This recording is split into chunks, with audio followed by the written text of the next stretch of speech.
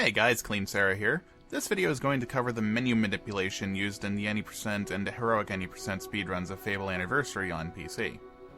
So, for those who don't know, Fable Anniversary was originally released on Xbox 360 in early February of 2014 and later ported to the PC on September 12th that same year.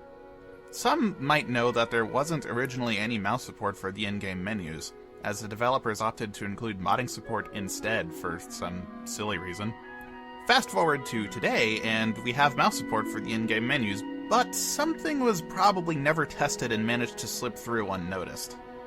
Normally, when you have a buy or sell certain amount of this item submenu open, you can't move into a different item category, which would normally be achieved by hitting left or right on the arrow keys or the D-pad. The oversight in the added mouse support was that clicking on a different item category while the buy/sell items submenu is open doesn't dismiss it.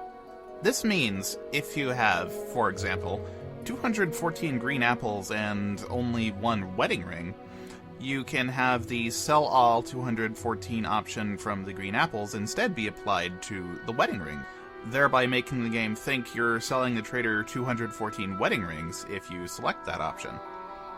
This can be done practically infinitely with just about any item in the game, and is by far the most efficient way to make gold on the Steam version of Fable Anniversary. Now, some of you might be thinking, but wait, what about heroic mode, Clean? Well, to that I answer, worry not, as this works just as easily with a little bit of extra setup. So, heroic mode makes the game harder by having enemies have more health, deal more damage, making gold harder to get, making experience harder to earn, and making items very scarce. Well, you can still use menu manipulation to trivialize some of these modifiers if you follow this method. As soon as you get to Bowerstone South, go to the tavern and buy all of the bartender's green apples and one beer. This beer isn't to act as a celebratory drink or anything, but is actually for the trader at the entrance, as giving it to him will make him like you more, and you'll get better deals.